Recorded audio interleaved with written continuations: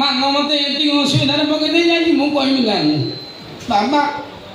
କି ଅବସ୍ଥା ମୁଣ୍ଡେ ତ ମନେଇ ଚାଲିଗଲୁ ମୁଁ କେହି ଦହ ମନେ ହେଉଛି ଟିକେ ଚିନ୍ତା କରୁନି ମୋ ବାବା ମୋତେ 25 ବର୍ଷ ତଳେ କହି ଦେଇଛି ସେ ରାଜବାଟୀରେ ଯିବୁ ସେ ରାଣୀ ମା ଉପରେ ପ୍ରତିଶୋଧ ନେବୁ କାହିଁକି ନା ଜଗା ପିଉ ହତ୍ୟାର ପ୍ରତିଶୋଧ ନେବୁ ମୁଁ କ'ଣ କରିବି ବାଧ୍ୟ ହେଇକି ରାଜବାଟୀ ଭିତରକୁ ନୁଚି ନୁଚିକି ଯାଉଛି କ'ଣ କରିବି 25 ବର୍ଷ ତଳ କଥା କ'ଣ କରିବି 25 ବର୍ଷ ତଳେ ଭାଷା ଆରେ ଭାଇ 25 ବର୍ଷ ତଳେ ତୋ ବାପା 2ଟା କଳସି ନେଇକି ଗଲା ଏବେ କ'ଣ 3ଟା ବେ ଆବେ ଆଉ ଗୋଟେ କାହାବେ ତ ନାନୀ ହୋଇତାର ମୁଁ ଯାର ଧରି 10-14 ବର୍ଷରେ କ'ଣ ଗଲା ମୋର ଇଆଡ଼େ ଫାଟୁଛି କି ଫୁଟୁଛି ସେ ପଚାରିଛି ଏଇଟା କାହାର ପୁରୁଣା କାଳିଆ ହନୁମାନ ମାଷ୍ଟର ଭଳିଆ ମହନ୍ଦୁ ଗପୁଛୁ ବା ଗୋଟା ହେଉଛି ଜଗା ଆଉ ଗୋଟେ ପିହୁ ଆଉ ଗୋଟେ ଆମ ବୁଢ଼ାର ମାନେ କୁଟିଆ ବୁଢ଼ା ମୋ ବାପର ଇଏ ମୋତେ କହିଦେଇଛି ୟାକୁ ନେଇକି ଯିବୁ ରାଣୀ ମା ଉପରେ ପ୍ରତିଶୋଧ ନେବୁ ପ୍ରତିଶୋଧ ନେଇ ସାରିଲା ପରେ ୟାକୁ ଯାଇକି ଭସେଇବୁ ତା ନହେଲେ ମୋ ଆତ୍ମା ଶାନ୍ତି ପାଇବ ନାହିଁ ମୋ ବାହା ମଲା ବେଳକୁ ତାର ମନେ ପଡ଼ିଲା କିନ୍ତୁ ଝଗଡ଼ା କଜିଆ ହେଲା ଯିଏ ତ ମରିବାରି ଗଲେ ତୁ ତୋର ଖସିକି ଯାଇକି 22 କୋଶ ଦୂରରେ ରହିଲୁ ରହିଲା ପରେ ଠିକ୍ ମଲା ବେଳକୁ ତାର ମନେ ପଡ଼ିଲା ପ୍ରତିଶୋଧ କଥା ବାପଟା ସବୁବେଳେ ଆଶା ରଖନ୍ତି ପୁଅ ପାଖରୁ ଆଶା ରଖିକି କହିଲା ବାପାରେ ତୁ ଯିବୁ ପ୍ରତିଶୋଧ ନେବୁ ତା ନହେଲେ ମୋ ଆତ୍ମା ଶାନ୍ତି ପାଇବନି ମୁଁ କ'ଣ କରିବି ବାଧ୍ୟ ହେଇକି ଲୁଚି ଲୁଚି ଗାଇଛି ଏ ରାଜଉଆସ ଭିତରକୁ ପଶିନି ରାଜବାଟୀ ଭିତରେ ସିନା ପଶିଗଲି ରାଜଉଆସ ଭିତରେ ପଶିବାକୁ ମୋତେ ଟେନସନ୍ ଲାଗୁଛି କମ୍ କଷ୍ଟରେ ମୁଁ ଆଇଛି ଚଢ଼ିବି କମ୍ କଷ୍ଟ ଇଏ ଗୋଟେ ବରଗଛ ଉପରେ ଚଢ଼ିଲି ସେଠୁ ଚଢ଼ିକି ପାଚେରୀ ଉପରୁ 10 ଫୁଟ ତଳକୁ ଦେଇଛି ଯେ ମୋ ନାଞ୍ଚ ହାଡ଼ ମାଡ଼ ହେଇଛି ମୋର ଯାହା ହେଉଛି ମୁଁ ଯାଉଛି ଦେଖିବ ତତେ ଗେଲେ ଗେଲେ ଲାଗୁଛି ବାଲ ଏଇ କଳସ ଭିତରେ ଥାଇ ସବୁ ଦେଖୁଛୁ ଟିକେ ସାହାଯ୍ୟ କର ମୁଁ ତ କାଇଦା କରିକି ପଶିଯାଇଛି କେମିତି ଉଆସ ଭିତରକୁ ପଶିବି ସେ ଦାୟିତ୍ୱ ତୋର ଗୋଟେ ଭଲ ମେଟେରିଆଲ ମୋ ପାଇଁ ପଠା ଯଦି ପ୍ରକୃତରେ ତୁ ମୋ ବାପ ମୋ ପାଇଁ ଗୋଟେ ଭଲ ମେଟେରିଆଲ ପଠା ମୁଁ ତାରି ସହାୟତାରେ ରାଜବାଟୀ ଭିତରକୁ ପଶିଯିବି ଭଲ ମେଟେରିଆଲଟେ ପଠା ତାହେଲେ ତୋ ବାପାର ଶେଷ ଇଚ୍ଛା ପୂରଣ କରିବାକୁ ତୁ କଳସ ଧରି ବୁଲୁଛୁ ମୁଁ ଶଳା ମରିଆ ଏମିତି 7 ଖଣ୍ଡ ରାମାୟଣ ସରିଲାଣି ଇଏ ପଛରେ ଆସି ଏବେ ତୁ କାନ୍ଦୁଛୁ କାହିଁକି ମୋ ପଛ ମଲୁ ହେଉଛି କଥାଟା କରୁଛୁ ମୁଁ କାନ୍ଦୁଛି କାହିଁ ସେ କଥା କହିସାରିଲିଣି କଳସ କାହିଁ ଧରୁଛି ସେ କଥା କହିସାରିଲିଣି ତୁ ମୋତେ ପଛରୁ ଏତେ କଥାବାର୍ତ୍ତା କରୁ ତୁ ତୋର ଯା କରିବା କଥା କର ମୋ ବାପା ମାଲ ପଠେଇଲାଣି ଛମ ଛମ ଶୁଭୁଛି ମାନେ ଭଲ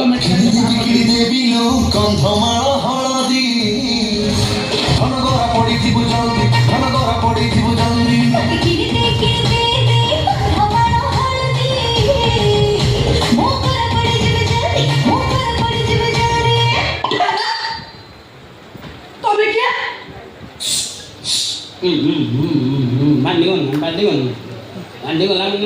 ଜାଣିଲେ ମାଲଟା ଅଛି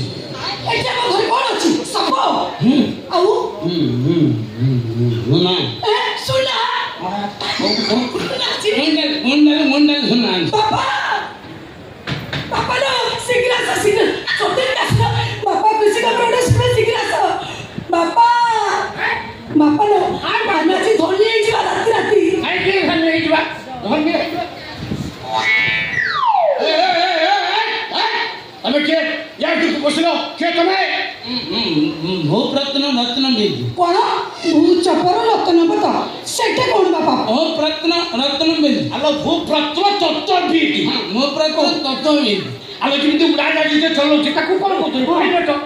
जे मनुष्य रोग देखुची ताकू कोन डॉक्टर माथि तळे जा अछि जे देखि जानिबो भूप्रत्न तत्व बीज को सेति पाई कहते रानी वासरा काउटाली कुटा सुना कोन उटाली सुना दुभा ହେଇଥିବ ସତ ହେଇଥିବ ରାଣୀ ମାତ୍ରା କହୁଥିଲେ ଇଂରେଜ ଅମଳରୁ ରଜାମାନେ ଇଂରେଜ ଲୁଚେଇକି କୁଇଣ୍ଟାଲ ସୁନା ମାଟି ଭିତରେ ପୋତିକି ରଖିଛନ୍ତି କିନ୍ତୁ ଏପର୍ଯ୍ୟନ୍ତ ରାଣୀ ମା କୋଉଠି ଅଛି ଜାଣିପାରୁନାହାନ୍ତି ଜାଣିବ କେମିତି ମେନ୍ କଥା ସୁନାର ଏକ୍ଜାକ୍ଟ ପଏଣ୍ଟଟା କୋଉଠି ସେ ଜାଣିନାହାନ୍ତି ଏକ୍ଜାକ୍ଟ ପଏଣ୍ଟଟା ଖୋଜିଦେଲେ ଆପଣଙ୍କୁ ସୁନାଟା ମିଳିଯିବ କ'ଣ ମୋ ପାଠ ଯାହା କହୁଛି ଆପଣଙ୍କର ଏଇ ରାଜବାଟୀର ପଶ୍ଚିମ ଉତ୍ତର କୋଣ ଯୋଉଟାକୁ ଆପଣଙ୍କର ବାୟୁବ୍ୟୁହ କୋଉ ଦିଅ ବାୟୁବ୍ୟୁହ ବାୟୁ ଅଗ୍ନିଗୁଣ ତା ପଛଟା ବାୟୁବ୍ୟୁହ ବାୟୁବ୍ୟୁହ କୋଣରେ ଆପଣଙ୍କର ସୁନାଟା ରହୁଛି ସୁନାଟା ରହୁଛି ସୁନାଟା କେତେ ରହୁଛି ଆପଣ ସେଠି ସ୍ପଟଟା ମୁଁ ଦେଖେଇଦେବି ଆଉ ସୁନାଟା କେତେ ରହୁଛି ମୋତେ ପଚାରୁନ କେତେ ସୁନାଟା ଆପଣଙ୍କର ଆସିଯାଉଛି ଅକ୍ଷାଂଶ ରହିଲା 55 ଡିଗ୍ରୀ ଦ୍ରାଘିମା ରହିଲା 35 ଡିଗ୍ରୀ 55 35 70 ଆପଣଙ୍କର 17 କୁଇଣ୍ଟାଲ 770 ଗ୍ରାମ ସୁନା ରହୁଛି କଣ କହୁଛ ବାପା ସେଇ ଜାଗା କୁଇଣ୍ଟାଲ 700 ବାପା ଆମକୁ ରାଣୀ ସାଙ୍ଗ ପାଖକୁ ନେଇ ଯାଉନ ଇଏ ଯଦି କୁଇଣ୍ଟାଲ କୁଇଣ୍ଟାଲ ଛୁଆ କାନ୍ଦି କରିଦେବେ ରାଣୀ ମା ତ ଖୁସିରେ ଆମକୁ କେଜିଏ ଦି କେଜି ଦେଇଦେବେ ତମେ ଯଦି ରାଣୀ ମାଧବଙ୍କୁ କେଜିଏ ଦିକେ ଦେବେ ମୁଁ ବାଳିଟା ପାଇବି ମୋର ଭୁଲ ନିଜ ନା କେଜିଏ ଦିକେ ତମେ କେମିତି 10-12 କୁଇଣ୍ଟାଲ ପାଇବେ ଆଚ୍ଛା ସେ ବାପା 17 କୁଇଣ୍ଟାଲ 770 ଗ୍ରାମ ସୁନା ବାପା ତ ନାଁଟା କ'ଣ କରିବାକୁ ମୋ ନା ତ ନାଁ କହିଲୁ ମୋ ନା ଚିମ୍ବୁଲ ଅଟୁ କଛୁ କାହିଁକି ମଝିରେ ମଦର ବଡ଼ ପ୍ରୋବ୍ଲେମ୍ କ'ଣ ମଦର ବଡ଼ ପ୍ରୋବ୍ଲେମ୍ ଓହୋ ନାଁଟା ତାହେଲେ ମ୍ୟାନୁଫ୍ୟାକ୍ଚର ଡିଫେକ୍ଟ ଓହୋ ଚିରୁକୁଟୁ ହଉ ଚିରୁକୁଟୁ 17 କୁଇଣ୍ଟାଲ ସୁନା ଆ ଭିତରେ ଅଛି ବାପା ତାହେଲେ ତୁ କେମିତି ଜାଣିବା 17 କୁଇଣ୍ଟାଲ ସୁନା କୋଉଠି ଅଛି କେମିତି ଜାଣିବା କୋଉଠି ଅଛି ମୁଁ ଆଇଛି ଜାଣିବା ପାଇଁ 17 କୁଇଣ୍ଟାଲ ଜାଣିବା ପାଇଁ ମୁଁ ଆଇଛି ମେନ୍ ସ୍ପଟଟାକୁ ଖୋଜିକି ବାହାର କରିବା ଦାୟିତ୍ୱ ମୋର ସ୍ପଟଟା ପାଇଗଲା ପରେ ତମ ଘରୁ ସେଇ ସ୍ପଟ ପାଖକୁ ଗୋଟେ ବିଳ କରାଯିବ ବିଳ ସୁଡ଼ଙ୍ଗ ସୁଡ଼ଙ୍ଗ କରାଯିବ ସେଇଠୁ ଖୋଳି ଖୋଳିକି ଆସିକି ଏଠୁ ଆମେ 10-12 କୁଇଣ୍ଟାଲ କାଢ଼ିଦେଲା ପରେ ତାପରେ ଗାତ ଅଗାଡ଼ି ବାଲି ଫାଲି ଦେଇ ଫିଲିଂ କରିଦେବା ଆଉ ଯଦି 17 କୁଇଣ୍ଟାଲ ସୁନା ପାଇଲୁ ନା ରାଣୀମା ମତେ କୁଣ୍ଡେଇକି ଗେଲ କରି ପକେଇବେ ରେ ବାପା ରାଣୀ ମା କରି ତମକୁ କେଲେ କରିଦେବେ ଖୁସିରେ ମୁଁ ତମକୁ କିସ୍ କରିଦେବି ବାପ ଝିଅ ଛୁମା ଚାଟିକି ନାଣ ଛାପ ହେଇଗଲାଣି ମୋ କହିବା କଥା ଆଗେ ସ୍ପଟଟା ଦେଖ ତମେ ସ୍ପଟ ପାଇସାରିଲା ପରେ ମୁଁ ପୁଣି କାଢ଼ିଦେବି ତମେ କେମିତି 10-12 କୁଇଣ୍ଟାଲ ସୁନା ପାଇବ ସେ ଦାୟିତ୍ୱ ମୋର ଆଚ୍ଛା ବାପା ତମେ ତ କହୁଛ 17 କୁଇଣ୍ଟାଲ 770 ଗ୍ରାମ ସୁନା ଅଛି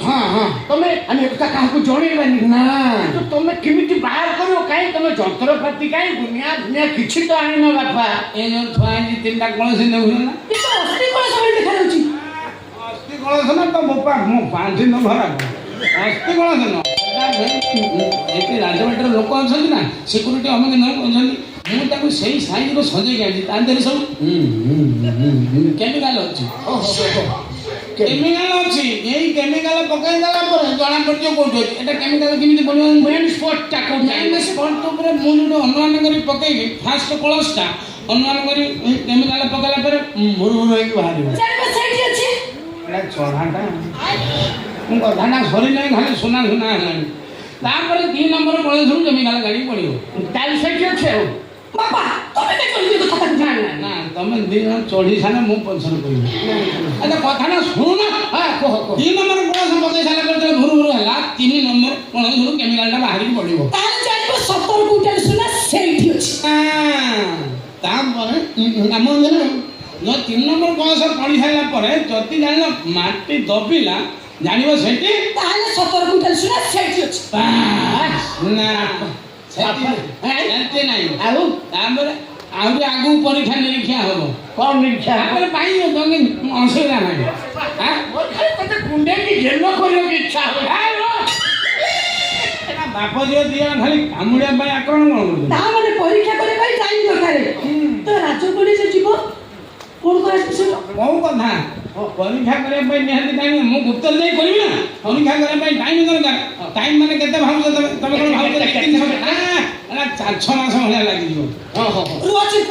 ମେନ୍ ପଏଣ୍ଟକୁ ଆସିବା ତା ମାନେ ତମର କହିବା କଥା ତମେ ରାଜଉଆସରେ ଚାକିରି ନେଇ ରହିବ ଏତେ ପାଠ ପଢିଛ ସେ ରାଜଉଆସରେ ଝାଡୁ ମାରିବ କର ପୋଛିବ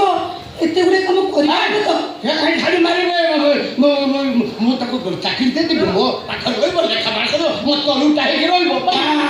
ଠିକ୍ ମୋ ସାଙ୍ଗେ କଥା କହିଲେ ଭଲ ଲାଗିଲା ମୁଁ ତମେ କହିବା ତାପରେ କିଛି ଦିନ ପରେ ମତେ କହ ବାପା ମେନ୍ ପଏଣ୍ଟକୁ ଏଇଠି ଆସିବା ତମେ ତ 17 କୁଇଣ୍ଟାଲ 700 ସୁନା ମୁଁ ଦବ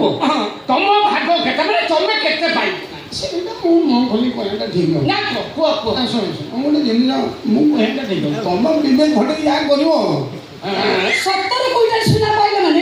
ମୁଁ ଗୋଟେ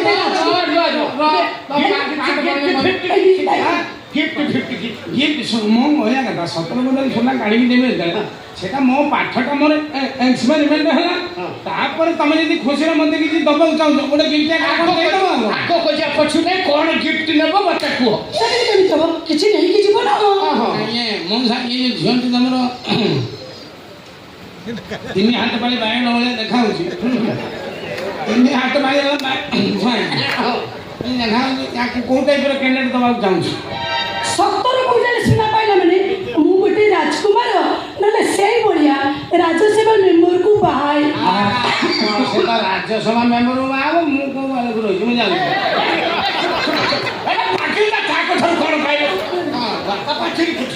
ମୁଁ କଥା ଦେଲି ମୋ ଝିଅକୁ ତତେ ଗିଫ୍ଟ ହିସାବରେ ମୁଁ ଦେବି ବା ସଇଲା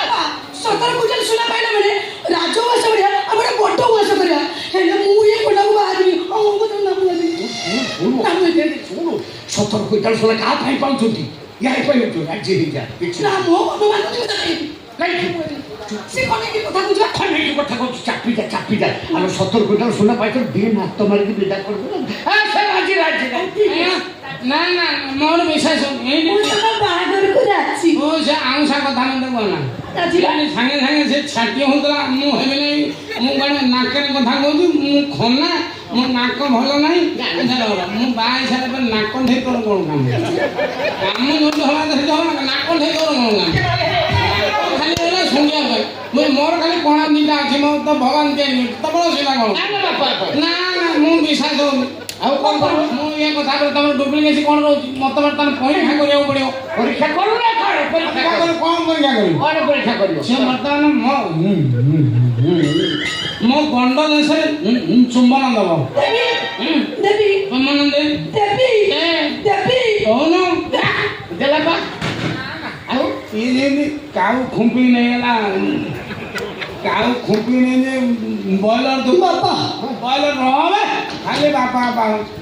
ବ୍ରଏଲର ଦୋକାନ କାଉ ଆସିକି ପଟିକି ନାଡ଼ ଫଡ଼ ନେଇ ଗୋଟେ ଖୁମ୍ପ ବାଟ ଇଏ କିଛି ଜାଣିବନି ଇଏ କିଛି ହବନି ଇଏ ଯୋଉ ଇମ୍ରାନ ହାସିନି ଆଉ ସେ ଯୋଉ ନାରା ଦତ୍ତ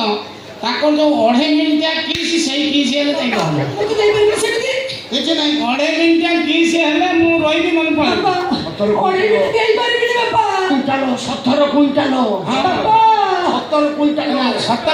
ଚିନ୍ତା କରି 2.5 ମିନିଟିଆ କିସ୍ ଗଲା ମୋ ଝିଅ ମୁହଁ ଆଜି ଛିନଛତ୍ର